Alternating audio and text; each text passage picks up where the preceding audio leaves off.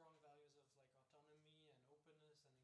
But there's also the aspect when I'm to start this off immediately now that I'm thinking of like what do you do when it comes to how the outside world perceives you. So to give a practical example, right now we say that we are a platform on which communities can organize themselves on around causes to make the world a better place.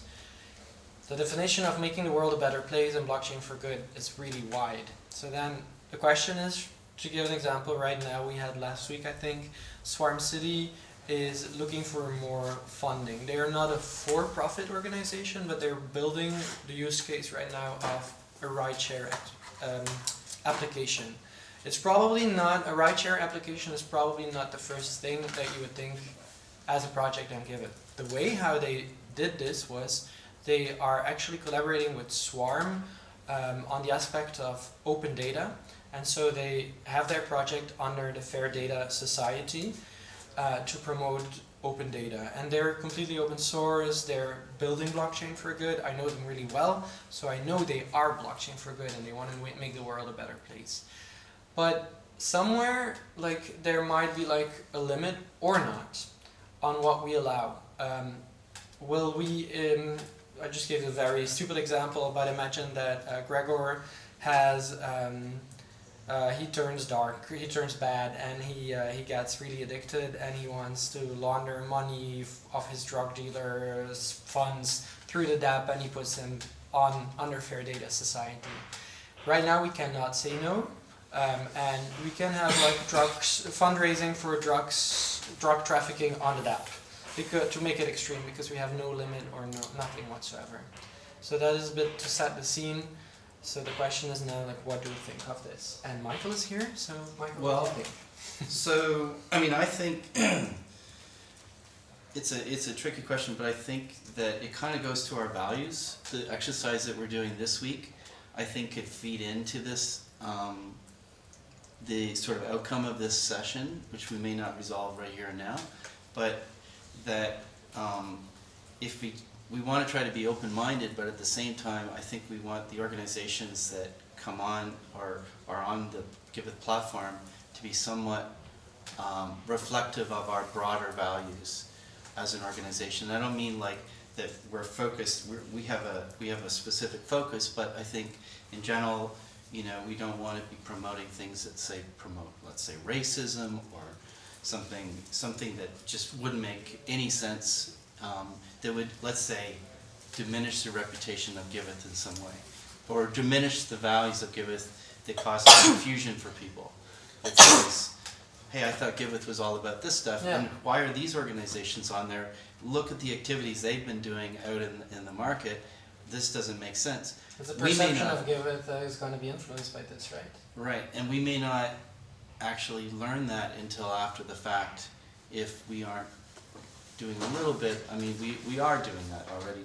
Danny's doing quite a bit on the onboarding side, but maybe we need some parameters around that process.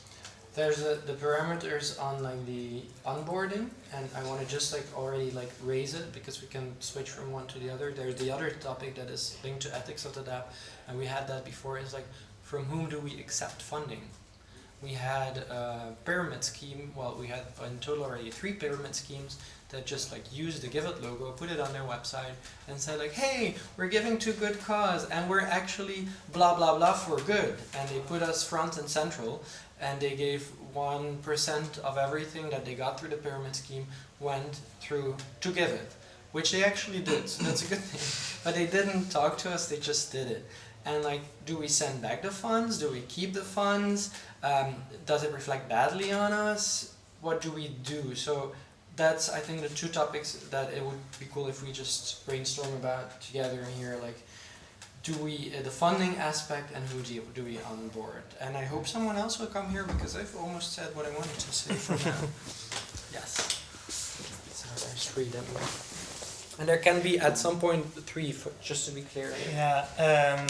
Well, the first things that are coming to my mind after hearing both of you is not that you talk about that, but it's what it came to me is that First of all, I'm pretty sure that we can't, let's say, hardcore our ethics somehow, no? And the ethics decision making should be always remaining of people that we trust. They are actually ethics. So I'm pretty favorable, let's say, to the formation of ethics committee or something like that, with based on also reputation systems. I mean, there is hard stuff that needs to be built, no, before doing that. But at least having this kind of mindset, no, from the very beginning, and also taking advantage that we are not yet in terms of escalation. So we are ready. There is a reputation among people in Gibbs and among people that have also participated with Gibbs, even in the courts and in the surface, no, on the galaxy. But in terms of future, I think that the best way to do that is to build some kind of platform in which an ethics committee could be working on this kind of decisions, and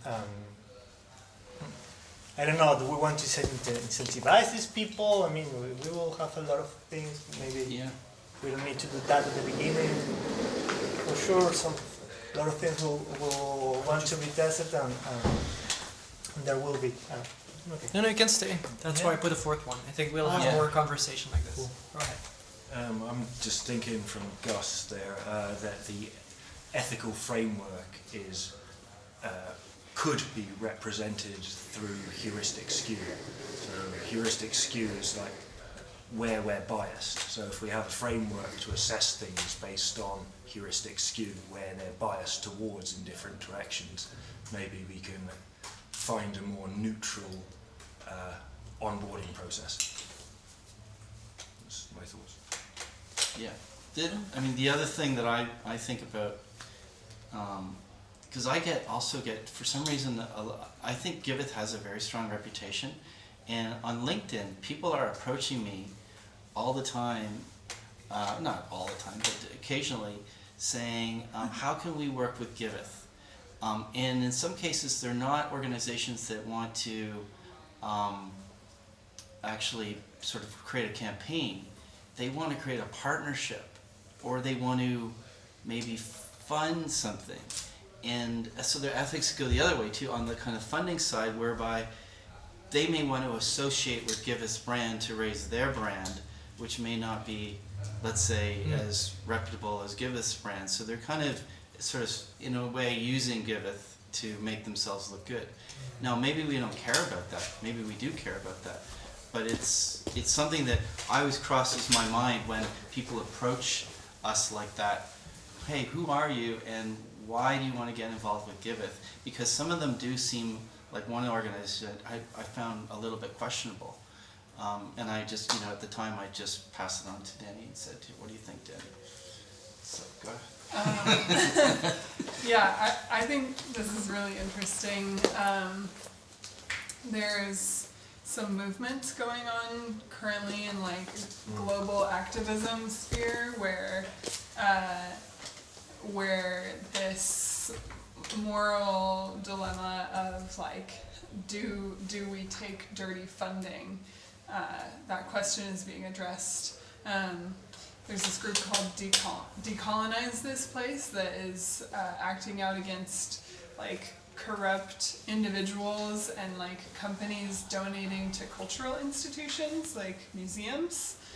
Specifically the Sackler family, which is like Purdue Pharma, they like created the opioid epidemic, has been like, donating massive quantities to, I can't remember if it's I think the Metropolitan Museum, and they like, this group has been fighting for months, right? And it takes a long time to convince people that like taking dirty money is actually a problem, because on one hand, it's like sort of this Robin Hood thing going on where it's like, well, we're taking money out of the system of the most corrupt people and putting it towards something good. Isn't that a positive thing? But but the Sackler family is getting recognition, they're getting cultural acceptance, they're getting tax write-offs, Okay. they're essentially getting a money laundering service through tax write-offs to like cultural institutions. And finally, like big institutions have kind of fallen on that side of the line of like, yep, we're gonna kick you off of being able to donate, which is really interesting. I don't think they themselves really made that choice internally, but once the community, like their followers, protesters, museum attendees spoke enough about it, they were like, nope, we're losing money on this. So I just think it's a really interesting dilemma right now. And I've always thought of it with Giveth as like, well, this is only really relevant once your name becomes something that people can get cred for. And I honestly wasn't thinking of Giveth that way yet, but to hear you and also Chris reminding us that we have already been in this position where questionable organizations have been wanting to associate with our name, publicize our name in connection to them in order to get like social validation. Maybe now is the time when we can't mess around with that anymore. There are two parts of this. Number one is whether we accept funding from give us as an organization from questionable sources, and I think here we would all agree that we would rather not. But we have, like, our DAP at this point is a donations manager, and we cannot take these decisions for the organizations that we are onboarding. So if an organization wants to donate to any of the campaigns in order to launder money, I don't think we can do anything about it, and I don't think we should do anything about it, and should be the organization that's on the DAP that decides to say no to this money.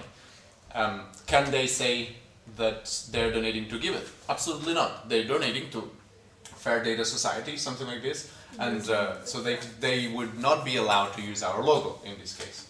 Yeah. So the line that I would draw is on making decisions for the DApps that trust us on to using our system to manage their donations.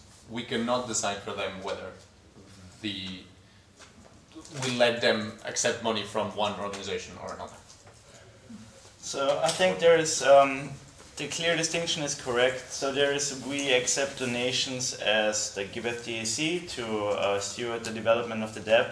One thing that is also in-house is the development of the DApp. One thing that is also in-house is the running a deployed or multiple deployed instances of that application. One of them is used for public funding.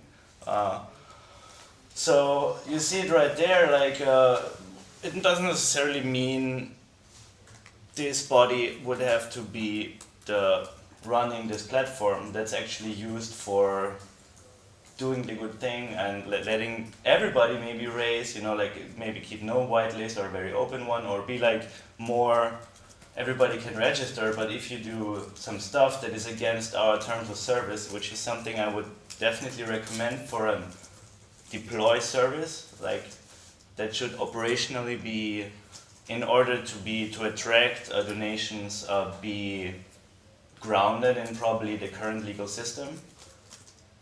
I mean, that's a far stretch, but the current legal system is not so restrictive as you might think in this, like in Switzerland, this would be no problem at all.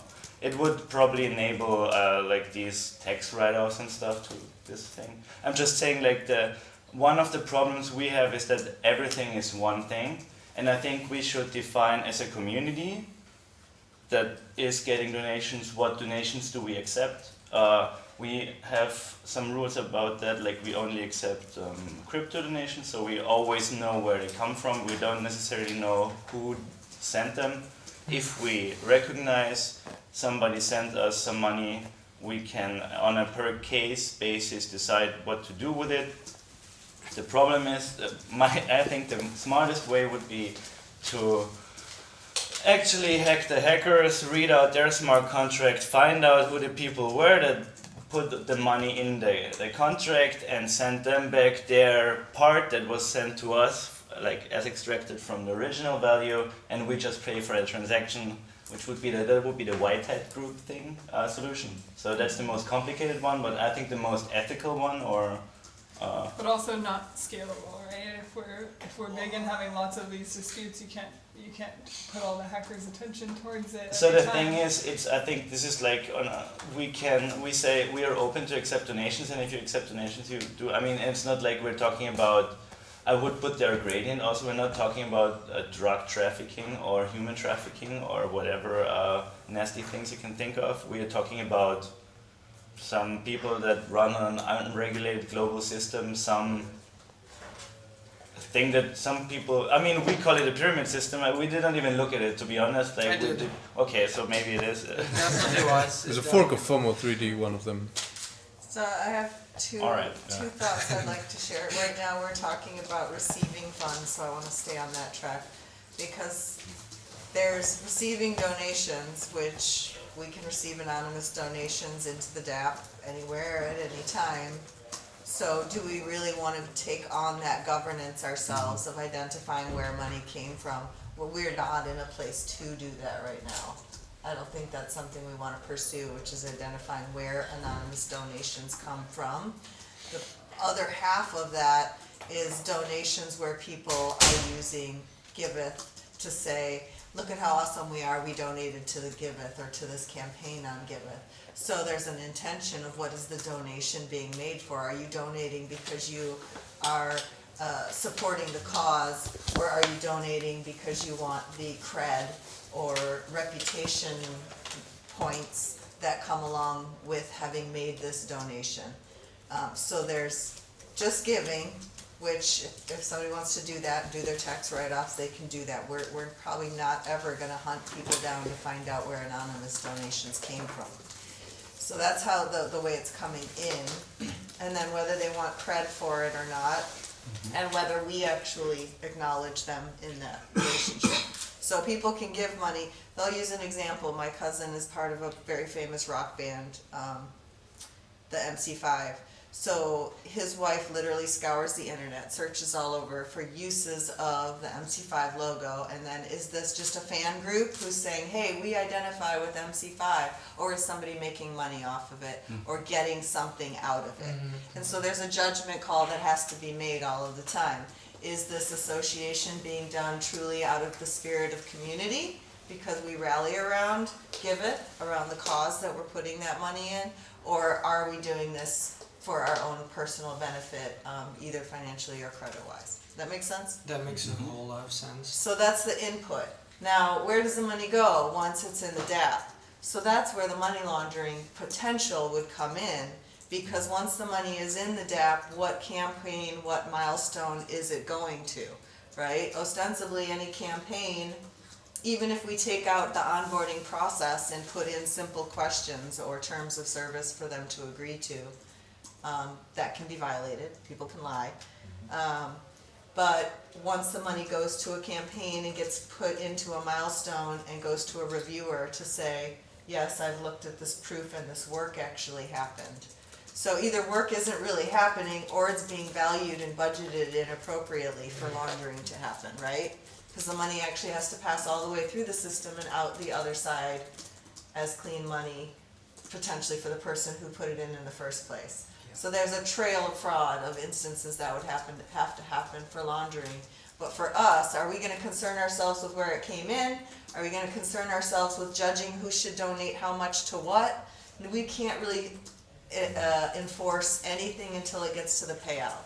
So it comes to milestone review and approval as our point of control over whether people are abusing our system. So we can stop somebody from using our Giveth name. We can say we don't want your money, but they're still going to be able to give it to us anonymously. They can still fund whatever community they want if they choose to figure that out. Our control is making sure that milestones are completed and approved efficiently. That's my thought. Okay, so it's just have an addition to this one. well, to what you said, Lorelei and Lansky, it's like, Lorelei just changed my opinion, actually a strong opinion I held. And Lansky said, like, we all agree that we don't want to accept dubious funding sources. Well, before I had the opinion, like, even if it's like from drugs and violence, I accept it all because we're going to use it for good. But actually, the point that you made, for example, about secular, that they're like using it for their own benefit and all that, and you're actually supporting it. And I had never really like taken the time to think about it in that way. So thank you for that. So I think I agree with you on that now. Like, we should indeed not accept that, and that is something that we as a team can decide as a community. If there is a discussion, we put it up on Illumio. So to me, that one is starting indeed to make sense. Another thing about the donations, if they're anonymous, I agree with what you said. If they're anonymous, we don't have the bandwidth, like trace or hack them to whatever. If it's anonymous, we cannot be blamed because we don't know what it is. If they abuse us and they use us publicly, then we can indeed do something. And then we can just like imagine what we had before, and what we didn't do is just like send out a tweet and say, hey, thanks, but no thanks. We just send the funds back. We do not. If you want to collaborate, please talk to us beforehand. And we just send it back. It's again something that we can decide on Illumio when that arises. Okay, we're trying to go quick here, but I summarized some of the things. Then when it is about onboarding and offboarding, it's a point that Lansky made as well, is like, if we have some campaigns on there, we can indeed not be tracking and tracing everything that they do, because we cannot be held, and we are not responsible, we're not even a company, but still, we have just said, we onboard you as a campaign because you seem legit. And I think that is another thing that we at some point can say, we can offboard you. We onboarded you as a campaign, but now you're doing really illicit stuff that we do not condone, that doesn't work with our values. So Fair Data Society, this is no fair data, bye-bye, and you're gone, and that can help. And the second point you said about reviewers is an important one, and that is something that can work in the UX review. We do not have a strong reviewer process right now, but if we empower that role, and we give like funding, we create a campaign to get solid independent reviewers that we can trust. You just said the piece that means I can step out, because I was staying in this chair because how much money are we willing to invest in upholding our ethics? It's time, it's energy, it's skill. So if we want to maintain whatever line we draw here on ethics, we have to attach a budget to it. So I wanted to address your reviewer point as well, actually, which was, it sounds like we need a list that's the list of reviewers. I think they're all up to date and all that, but as we scale, we'll get larger numbers, so it needs to reduce itself anyway, which comes down to auto-reducing, and that goes the same for offboarding of the DAP. It needs to reduce itself and kick out bad actors, essentially. So to me, that feels like it comes down to having an identity process and then reputation attached to the reviewer in order to be scored, and then that comes down to the different levels of integration on the different DACs as well. So the constituents of each DAC has an identity reputation attached. But That's a whole development stack it's on the DAP it's a whole that lot we don't have right now. It's a manual. Hey, how are you doing? Are you still active? Yes, no, do you want in, out? But at some point, we'll have to automate that process that says, if you do not meet all of these 3 to 5 criteria, at some point, we will be removed from the system. I just wanted to like really quick point out the thing about the ethics.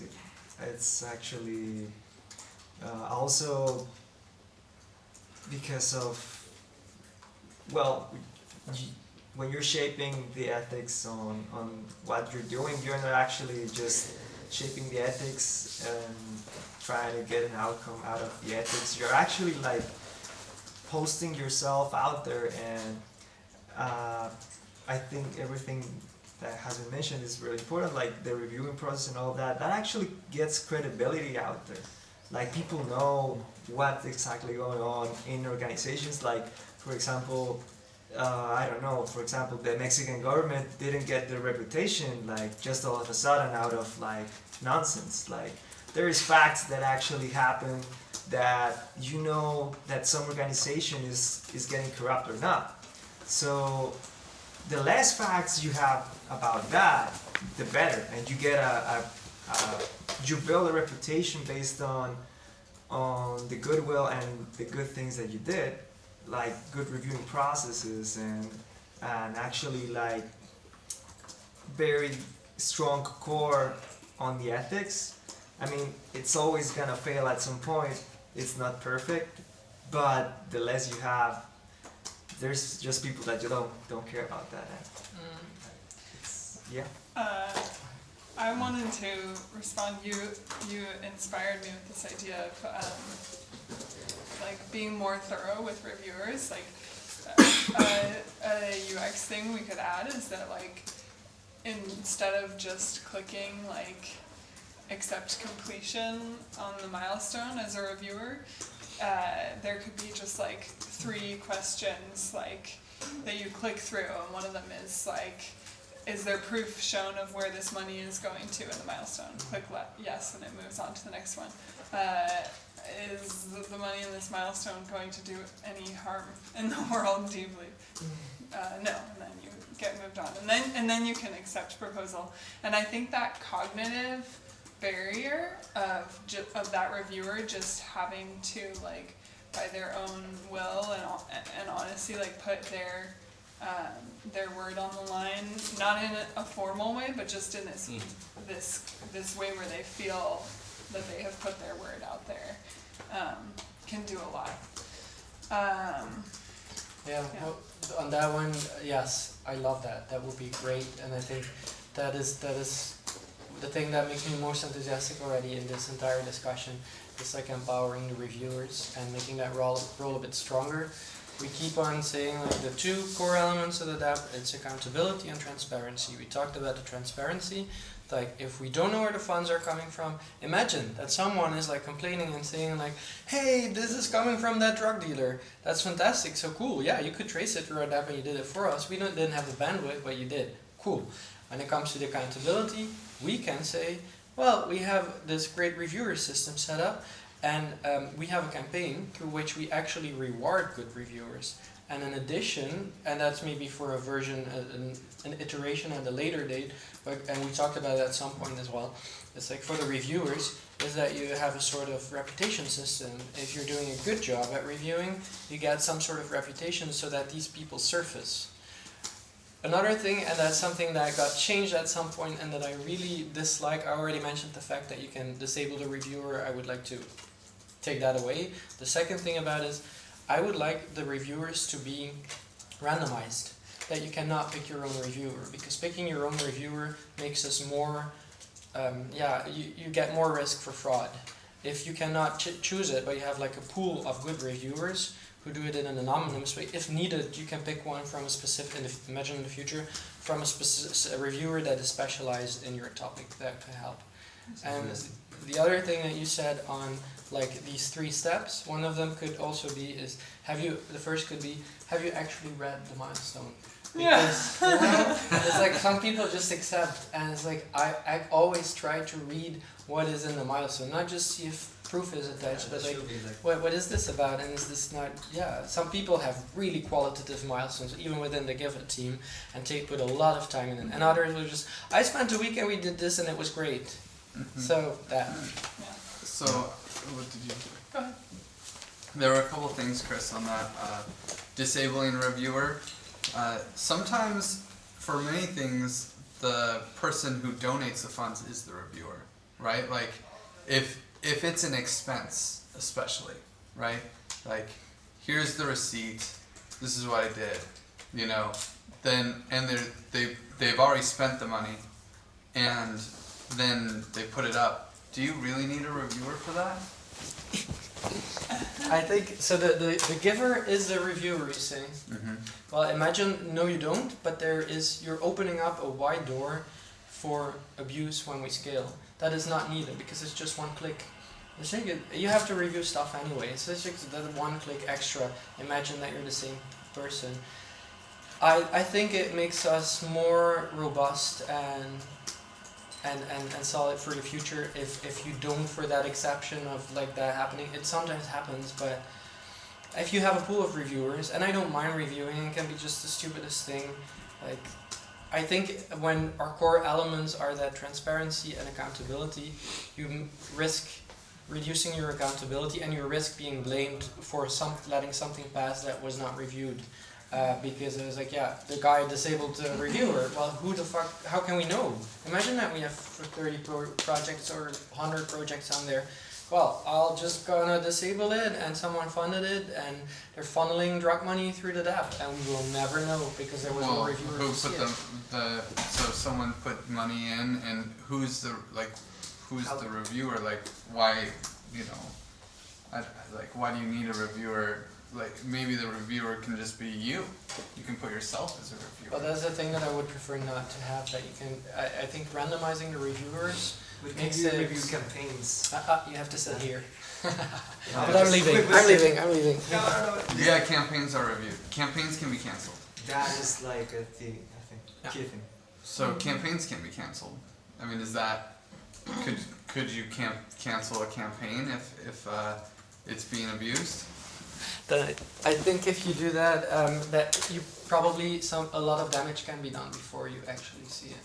I think the reviewer process helped it to just do a quick check. It is a quick check. You get a mail, you get a notification.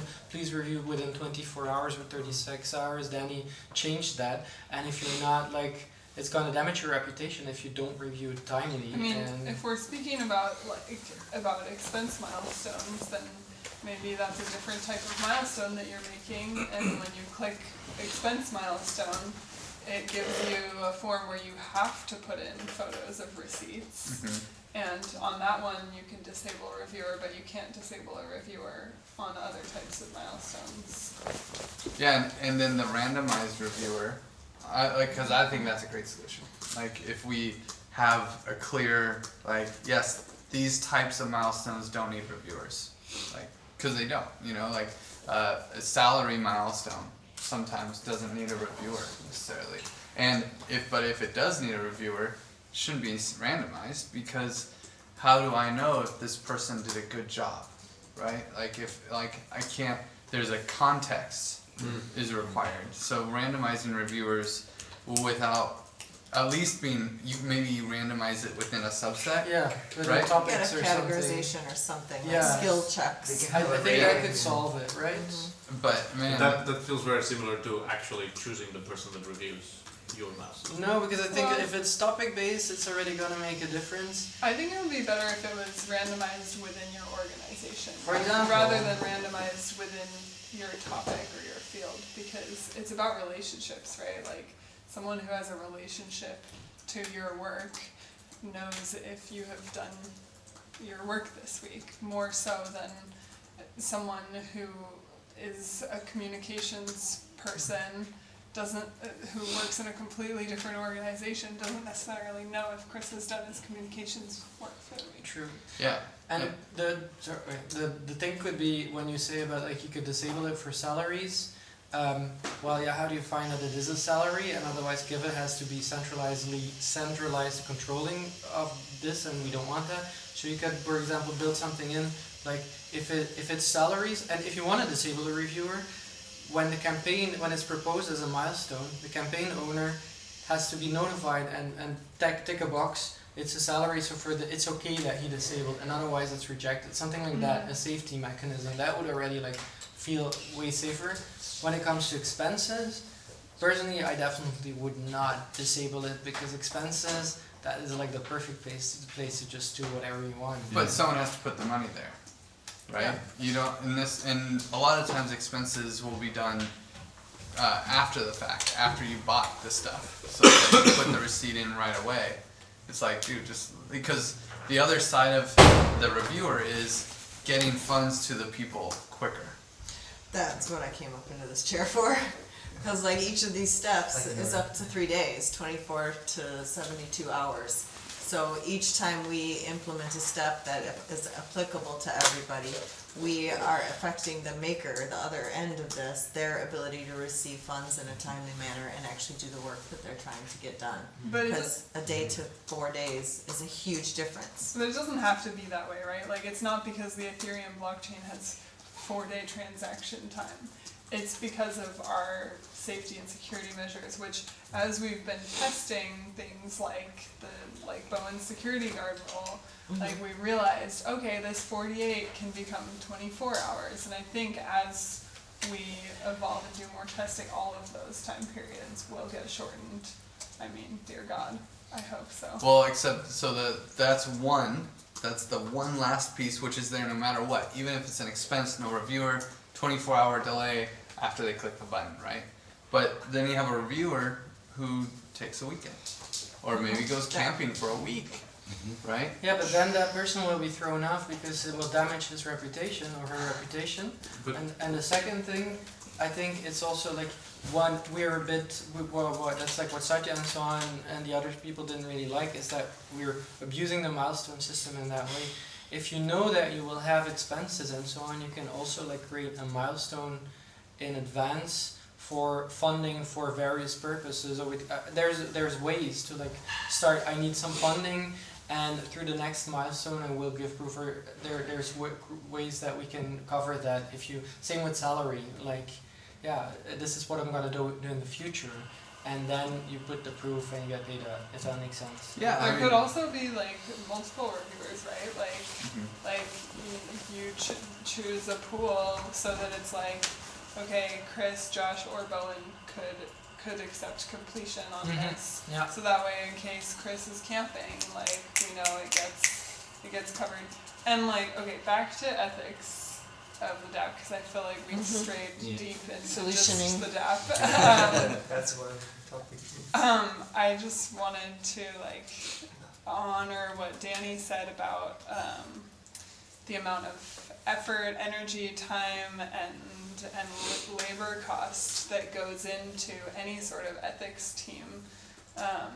Like this whole conversation, I've been thinking about this podcast that I listened to on the Facebook, like post reviewing teams, which they're localized all around the world, because after a while they figured out that actually in different cultural contexts, different things are more or less ethical, and like when no Mexican news outlets are willing to publish like some horrible crimes that are going on in a certain state in Mexico, they like finally made the decision that actually on Facebook we're gonna allow this like video of someone being decapitated live because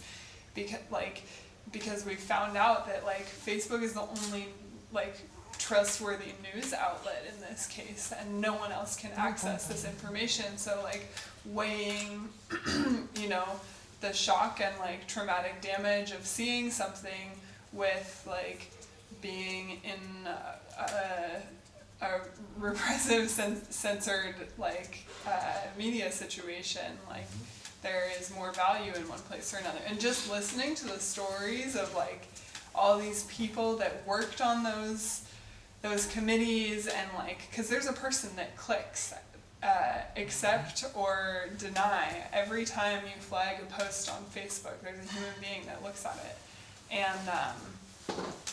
and just like hearing like what that's like, the just like so many hours and hours of labor, and then like it being scarring and just being like intense emotional labor. Like ethics committees are like a big undertaking, and it's thoughts like that like, I don't know, start to make me think, wow, maybe stray away from it entirely, because like, do we have the... I think that's the right answer. Do we have the wherewithal, the spoons, the energy, the funding to do that? There's like a mentality of becoming a platform where everyone goes to or there's more the common stack approach, which is let's build a GitHub and you launch it. You launch your Give It DAP, and you maintain whether or not who's able to be here or not, right? And that makes things a lot easier. When it's smart contracts on a blockchain that are permissionless, man, it's so much easier, because it's like we don't have, there's no one that like actually on our DApp right now, anyone can make a campaign. The whitelist is only for our UI. Yeah. So if you want to create something on the smart contracts for something horrible, you totally can. But guess what? We won't see it on our UI. You know, and like the release and the develop, I think, no, I guess not. Maybe they share the same liquid pledging instance. They have a different bridge. They actually share the same. So if you're making a campaign on develop, if you wanted to, you could just add that campaign manager to release, and it would show up. So, you know, when we deploy to XDI, for instance, we will be making decisions about what do we want to show on our UI, and that's where the real ethics comes in. And we can be the gatekeeper for just the ones that we agree to, but let's say someone else wants to start a comments about something stupid, right, that we don't really agree with, they're going to be able to use the contracts that are deployed there, but they can't use our website, right? Yeah, my thoughts are I appreciate the lack of moralization of like whether it's good, bad commons, these kinds of things. When we're talking about the dynamic values, though, like such as the Facebook news censorship, then it's a case of one person hitting a button, which shouldn't be the case. So it's a dynamic value held communally. So as such, it needs the prerequisite diversity of the viable systems. So. Wait, so you're saying it shouldn't be a human? Well, it could be automated, but it needs to take the inputs from humans. So it has to source wide and then narrow down. So like blockchain's an alignment tool, yeah. So like if we want, it depends how coordinated we really want to be. So if we allow the moralization, then we're allowing the lack of coordination at the same time. So that may or may not be alright, but it's a dynamic value that needs to be kind of sourced and woven together, I feel. Mm-hmm. I think the thing about, you said, Lorelai, about the Facebook comparison is an interesting one, because it's not only like, yeah, we don't have the intention as a community to become super traumatized by like those people actually are, so let's indeed not go there, but it's also a question of bandwidth, I think, when I just thinking about it in a practical way, because we will, like, if people are like, endorsing child prostitution on the DAP, we're probably not going to see the child prostitution, but like going through that committee work, it's going to be a lot of work. So indeed, let's try to avoid that. But on the other hand, the point that Griff makes about that, yeah, you can just like create your own version of the DAP and then you can see. I have a bit of a thing. We don't know how our future will be, but like, and of course you can take the code and you can make your own version of the DAP. But if you imagine a future where there is no longer a separate, the thing that we said in Amsterdam, that big non-profits are like no longer exist and are like a community around a cause on our DAP, and the advantages that we have multiple communities around causes on one DAP and not on multiple DAPs across branded as their own thing. The advantage is to have them together because they interact and they learn from each other and they grow, and they're like, that's I think the advantage of what Givit brings and that we could bring. I don't say that that's what Givit is going to evolve into, but it could be one of the multiverses that we go into. So then it's like, imagine that we want to be this beautiful community based on the values that we talked about, and we want to like uphold those values. And the essential thing, yeah, we're a community, so values are important. So are we just gonna say like, yeah, it's too complicated for us, so we just want to do whatever that you want, and if you're not gonna do dodgy stuff, just take our code and do it somewhere else. Well, deploying, so our code would still be deployed. The only thing is hosting the website.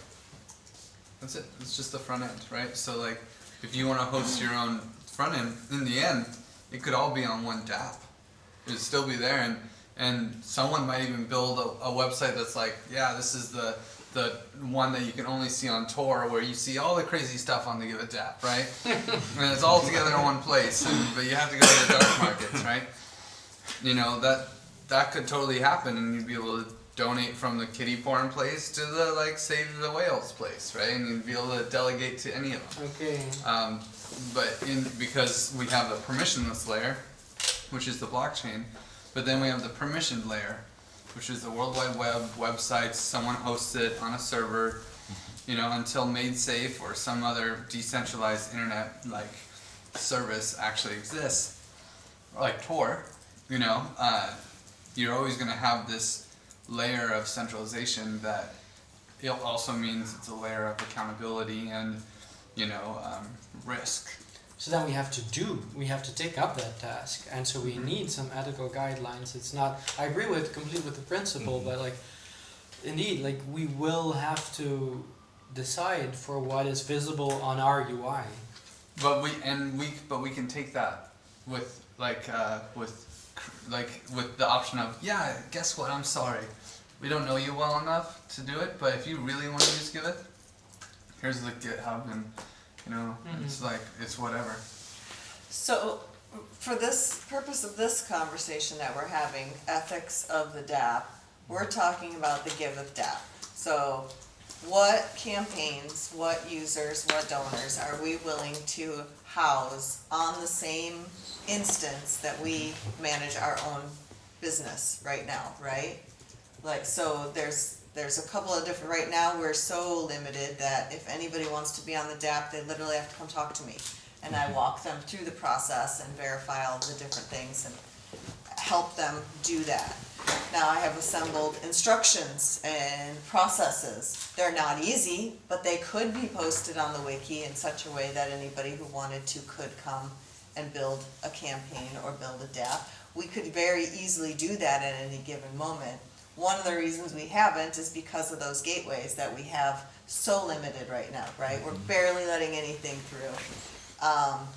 And if we want to open that up, there's a couple different ways we can do that. Number one, we can do what something like the US government does. These are the questions. We are asking you to swear that you agree to abide by our community standards that we've established. We could, and at the greatest automation level, we could fully automate that whole process. On the other end of that level, we could say, we care so much about who we share our platform, our space, and our energy in the form of currency we're exchanging, that it has to go to Illumio, right? Like, then people actually have to click a button. We need X number of people who are already in the DAP to say, yes, you can come in. Right, so somewhere in that scale of ethics, we want to decide to what degree do we entrust other people to give their word. What percentage of people are going to look at it and say, I don't want to tell them that I have a felony. What's the chances they're going to look up that I have a felony? Very slim, I'll just lie, right? I mean, there's all of those grades within that. But ultimately, I feel like that's a useful outcome that Michael and I could go forward with, and Andre, out of this call, is where do we want that gate to be, and to what degree do we want to automate it, and to what degree are people wanting to participate in that decision as to whether we let someone in or not. And I'll just add to that, because I've seen a real life example of that. A while ago, I was involved in creating this platform called D Groups, which is it's a community platform for people to, in the development space, to kind of just share knowledge. And we built this tool from the ground up, kind of like the DAP was built from the ground up. And the way it works is that they decentralize the ownership. So the people that fund it are actually the committee that decides who gets to be on the platform. So they have, like, let's say, a dozen donors. They ensure that the platform maintains a certain level of competence for those that use the platform.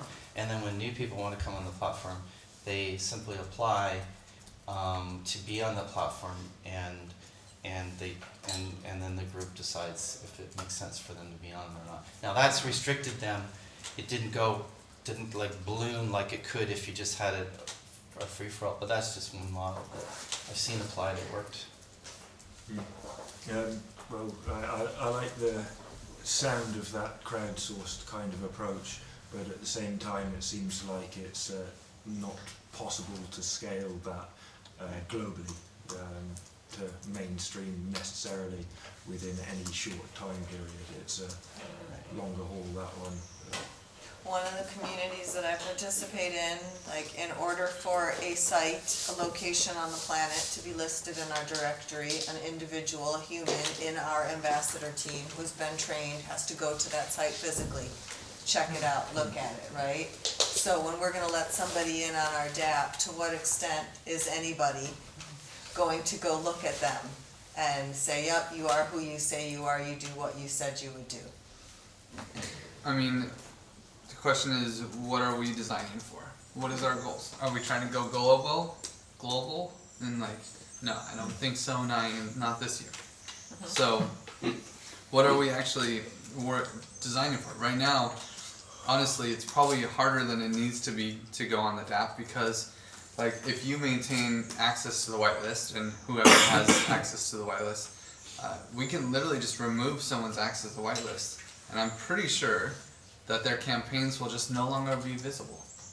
So we have this, like, once you're on, it's not like it's hard to kick you off. You know, we can be a little bit more convenient and then be like, oh, you know what?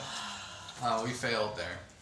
Let's remove this guy from the whitelist. We can't trust him anymore. We could even just have a probationary period. Yes, you can go on it, but after X amount of time, somebody needs to say you can stay or you go off, or somebody. I mean, that's why you have terms of service, or at least so people opt in and you can remove them on the grounds of violating your terms of service, and then it's pretty clear why you can always bring this as an argument. Yeah. Yeah. If Danny doesn't, our terms of service, if Danny doesn't like what you do, kick you off. You violated the terms of service. You can even call it manifesto, you know, like if you want to make it sound Don't cool, like but that, at the you end it's ask like, for or mediation principles, if from you don't Laura. abide by the principles. Terms of service, important. Now, I think terms of service is a great idea because it does kind of tell people a little bit about giveth too, like through the terms of service. And I think possibly, I mean, I think this is a stretch, but I think possibly it could protect giveth too. If there was like something really bad happened, at least it shows that giveth made the effort to say, we try to screen for these kinds of things. Guess what? Something slipped through. We didn't catch it, but we always try our best. At least it demonstrates that if you have nothing at all, then people might go, I don't know, maybe I could sneak this in, or maybe they let stuff in, I don't know. But at least now it shows that we're trying to be responsible. I just want a one-page terms of service. Don't make me scroll. I mean, these terms of service, they could be like what you said with the whitelist. I mean, that is part of the terms of service. There's Right? even a part that makes it like GDPR compliant, which is just like a deletion of user data has to be guaranteed, and you can never do that in blockchain terms, right? But you can do that on the front end, and insofar as a deployer of the front end. Yeah, I mean, I don't think we store anyone's personal information on chain, so We do, their email addresses. it's on chain. No way. No, that is not on chain. RJ has confirmed it is Oh. stored on chain. It's on IPFS. He said on chain. No. But maybe it's pretty sure IPFS. And It's on IPFS, Yeah, which makes is sense. an It's no on-chain. transaction. I'm pretty sure Yeah. it's on that. Yeah, on- Certainly on IPFS, isn't it? It's definitely on IPFS, and that means that there's a hash of an IPFS location that's on chain, and that means that anyone can back it up, and then therefore it's on there forever. But we could stop hosting it Yeah, but it's on there forever. That's if someone hosts it. But it would also open the possibility for like global login, right? You could use that information in another application that's compatible. Okay, so I wanna just bring it back a little bit to what we started on. We don't have to like stop if this continues going, it's fine. But I think we said two things in the beginning. We want to talk about like what we do with ethical funding of like funds flowing to the DAP, and what we allow on the DAP. And so you missed that a little bit in the beginning, but about ethical funding, Louis made a great point there as well, and like we all seem to, as far as I've heard, kind of agree that like if it's anonymous, we don't have the bandwidth to trace where the funds come from. So it's like, if someone does it for us, great. If we know and we decide as a group that hey, this is dodgy, then we can publicly just send it back, and then we should do it, which we have not done for the pyramid scheme thingy. Yeah. So that is to be something that we could like just put on the wiki, which isn't there yet. That's something when it's about the funding that goes to Giveth specifically, or any funds. So just the Giveth DAC, not the Giveth Bridge. Indeed, just like funding for us to develop anything within the Giveth, like us as a DAC and So everything. money to our multi-sig or money Yeah. to our projects, because Mhm. that's the challenge is like, you know, technically we own the bridge, the multi-sig controls the bridge.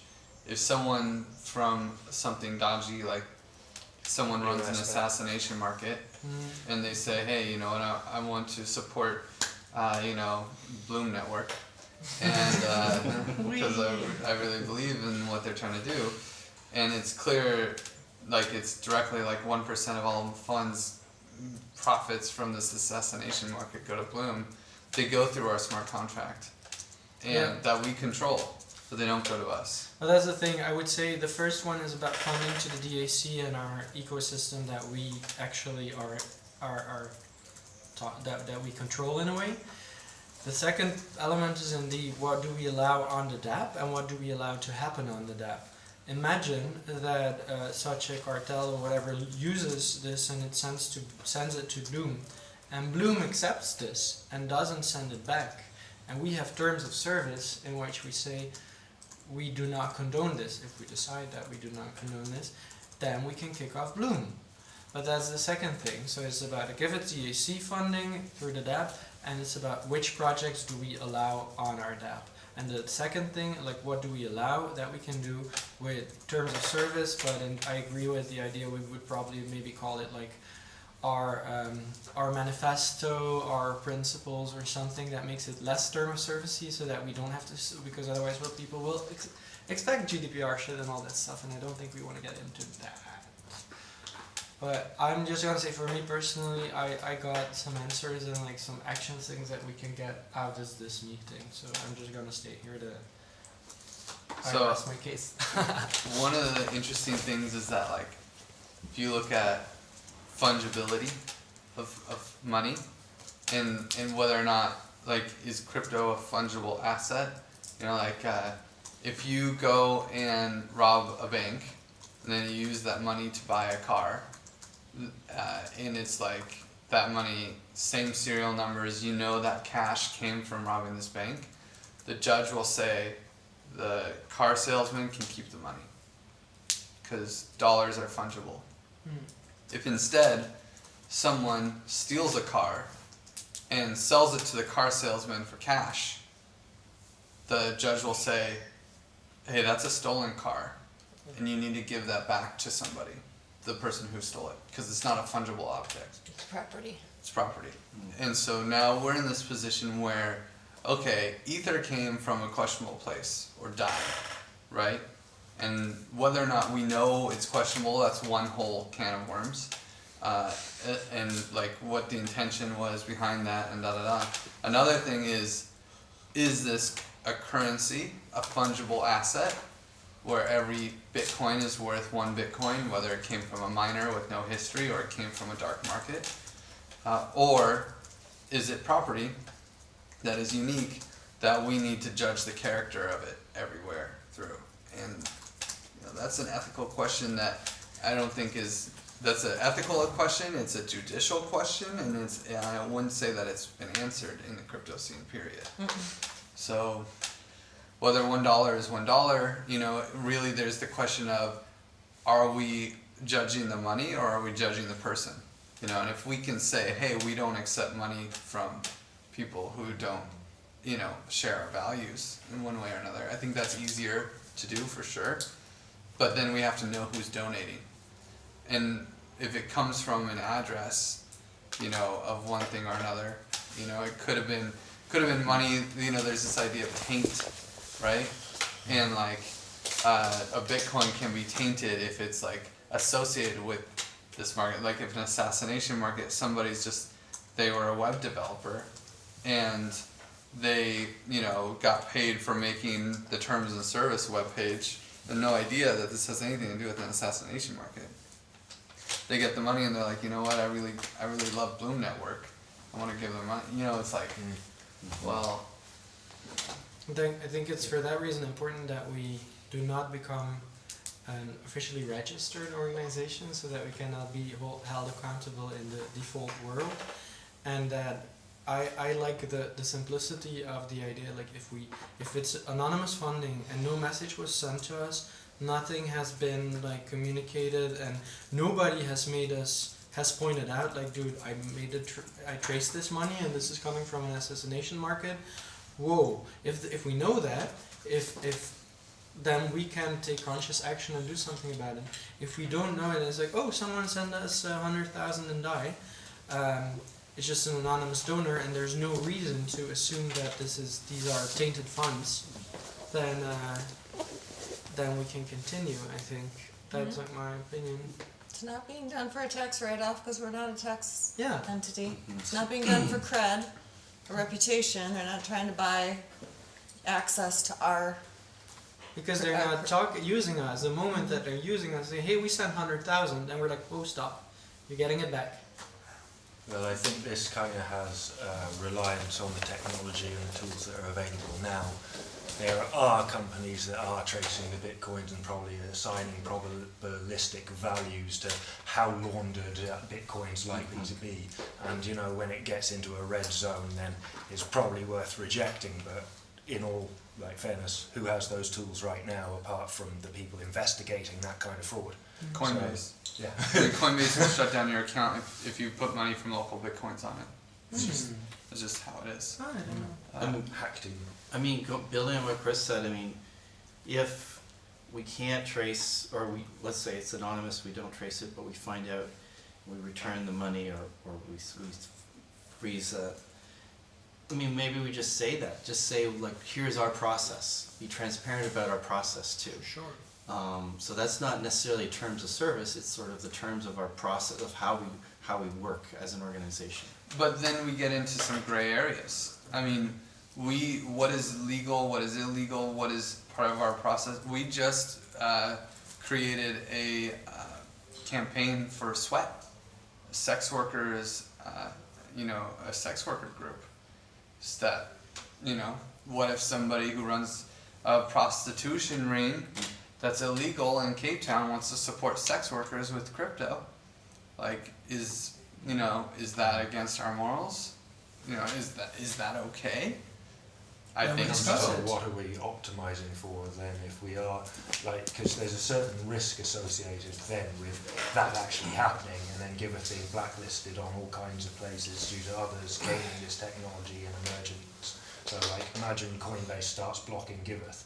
That's going to be a problem, right? Because they're currently dominating the exchange market and the on and off ramps. So yeah, that's a worry. But it comes down then to just how risk averse we are in dealing with what the likely points of leverage will be, i.e. the SEC types muscling their way down. So how conformant we are to them, and then the probability that they'll actually cause some trouble, and it's about avoiding that area. When you brought up the sex workers' rights organization, it made me think this thought in my head the whole time, how we keep mentioning drug dealers as the classic Bad guys. Yeah. I love drug dealers. And just thinking I'm of friends this with a couple. scenario, what if someone is opened a cancer clinic and one of their services is offering medical marijuana in a place where that's illegal and they're raising funds for their cancer clinic. It's this is another reason why I'm oh my god, let's just stay away from the making these ethical calls and cuts, because you can never understand the cultural context. There's, I don't know, well you can, but it takes full-time massive teams. And yeah, like I think other organizations who have developed this service or, you know, ethical teams as part of their business, they never even thought about doing it until they were like a globally used, highly like sustainable household name, like recognized and yeah, financially well off. I think we have an advantage and a disadvantage. The advantage, we're not taking a cut of any donation that comes in. We're not in any way profiting from anyone using our app. Is that the disadvantage No, too? that's the advantage on the ethical side of things, not having to judge whether or not someone did something. It's not like this. Yeah, our hands are clean. Except we actually do send money to people, right? Bowen clicks a button, pays gas, gets reimbursed for that gas by us. And so we're now sending money to people, right? Now, of course, Bowen doesn't have to click that button. Technically, which is a very important thing that we're trying to take out of the UI for some reason, anyone can send the money out. Anyone, some random person who's never seen anything with the DAP can click the button to send the money. You mean disperse? Yeah, disperse. So, well, you have to hit disperse to say send me the money, but then when it's in our bridge and it has permission to be sent, Oh, it can be anyone sent. in the bridge can.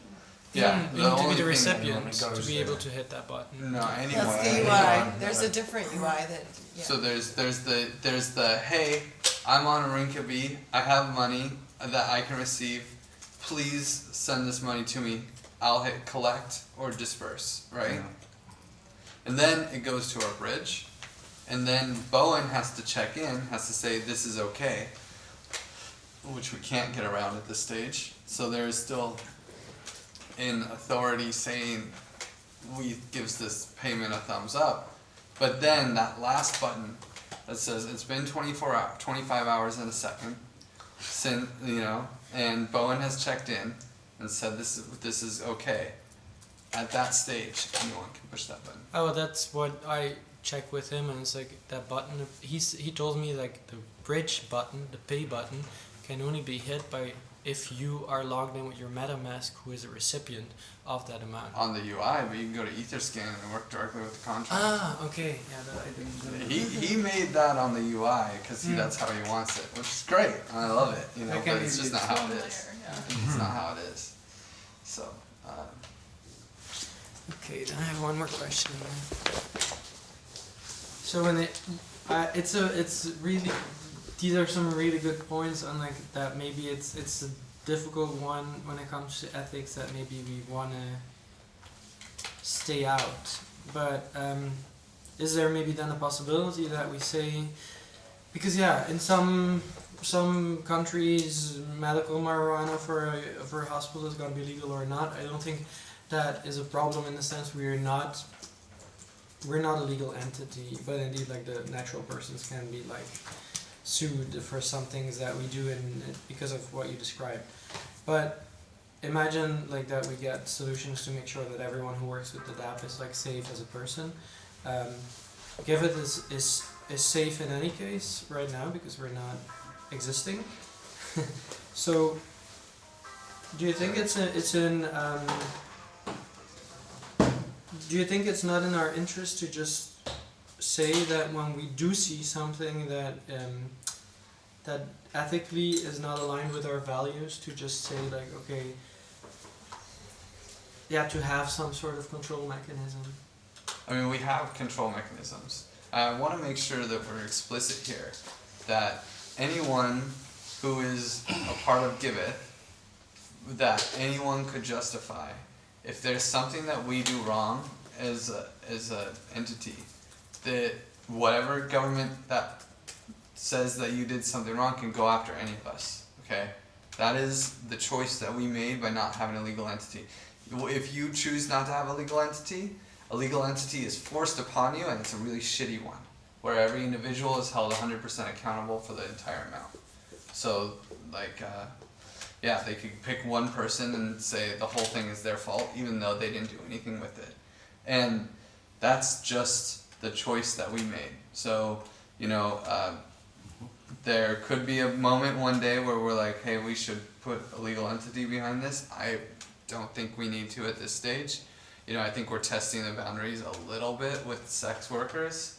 That's probably like the hardest we've pushed the boundaries of the DAP. Which isn't that big.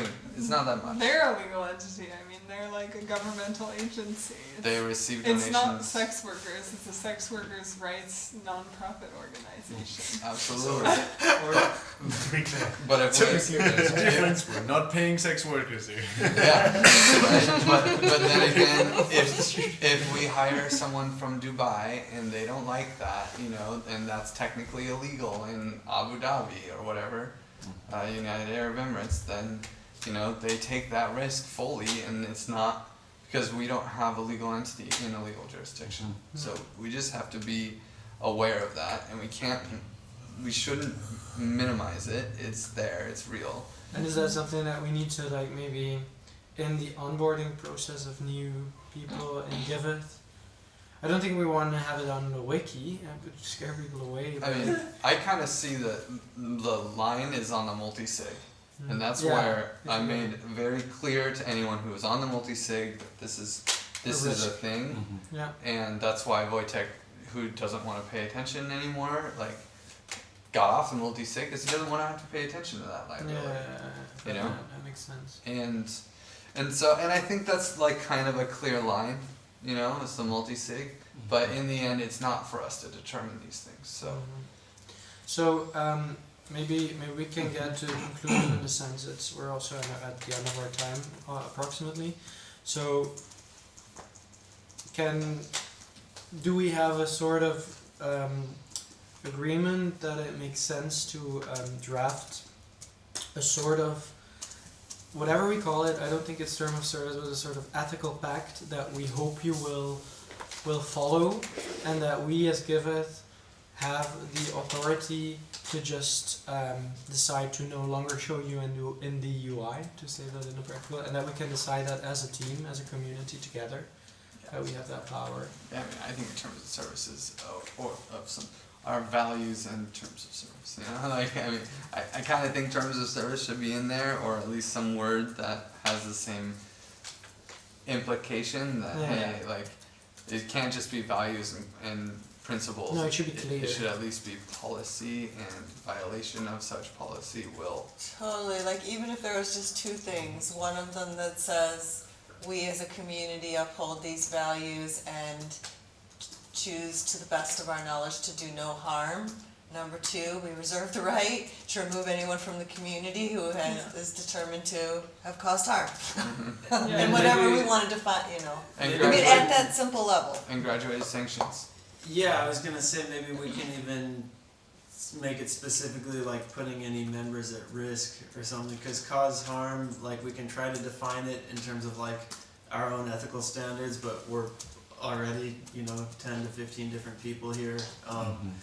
But, to put our, a member in legal jeopardy by, Bowen sent out a payment that was like to a hitman for killing somebody or something, right? Yeah. Like, maybe Bowen doesn't have to send that out, or whatever the case may be. We'll just blame it on Bowen. He's not here. It's true. Totally. Sorry, Bowen. Good call, guy. Yeah.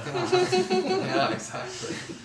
It's recorded now. I mean, if he knows, right? But if he doesn't know, like, that's where But that's the thing is that gray area. we'll have to deal with it at that point. And it's going to vary by country and culture and too many things that we can't. So that's what I'm saying, that if you make it putting a member in harm's way or something, because in this country, if Giveth does this, you'll be exposed to,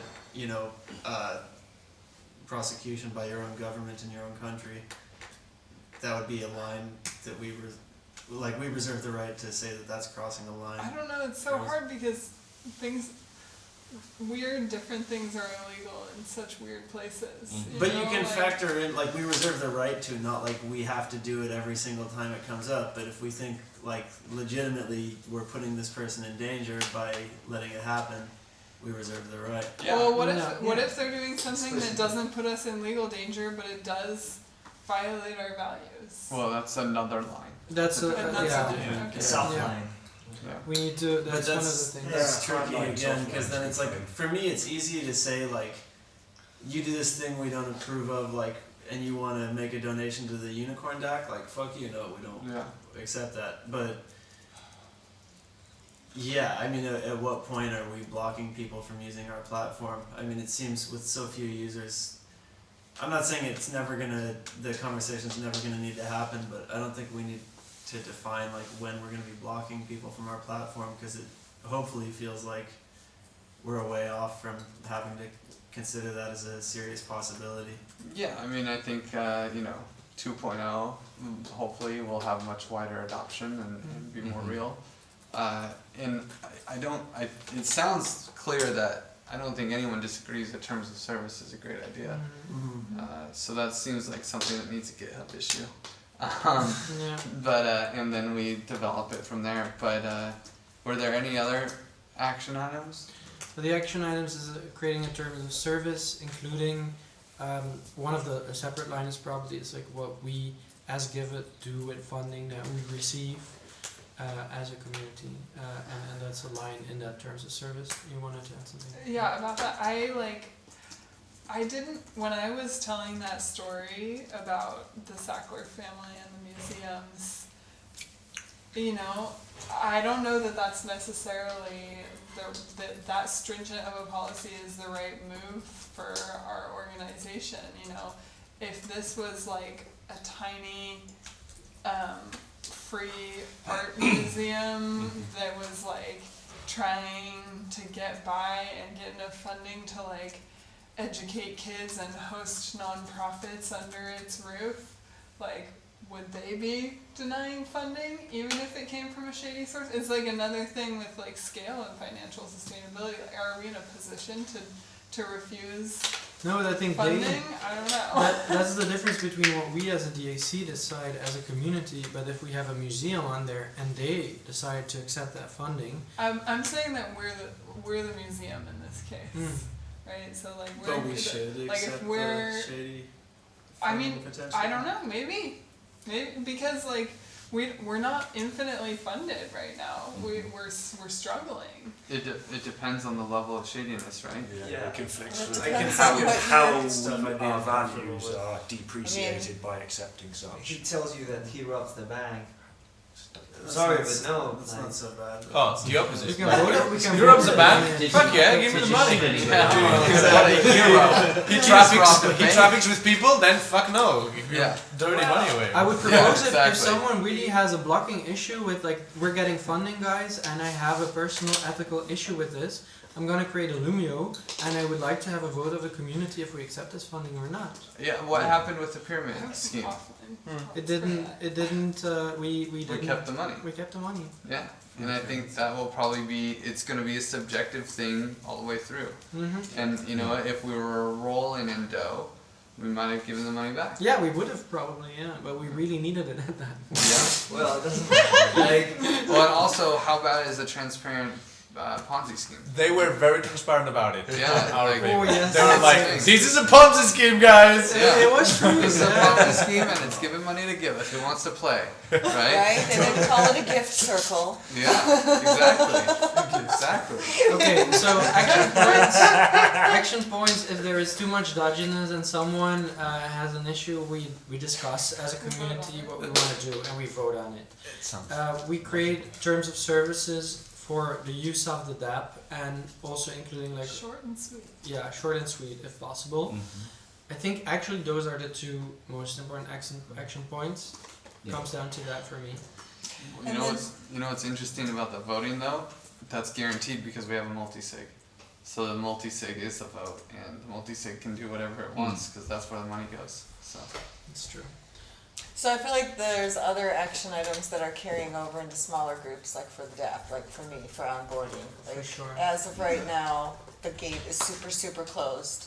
So there's decisions to make based on how some of the issues are being resolved, and at what point do we feel safe enough to try opening the gate more, putting the instructions out on the wiki, and letting... Templates, oh sorry. Yeah, no, exactly. Templates Templating. for different kinds of milestones, like a pop-up question box for reviewers before Yes. they accept completion. That is true. The fact about like reviewer, that's part of the UX review. So this is really valuable input for Marco. So that's maybe something, because you've been taking notes, Michael. Yeah. Like some of these things you can split up, the things that we said specifically for the DAP, and you Yeah. have some notes for specifically for the onboarding process. So Was that- there any other action items that anyone else remembers that we were forgetting?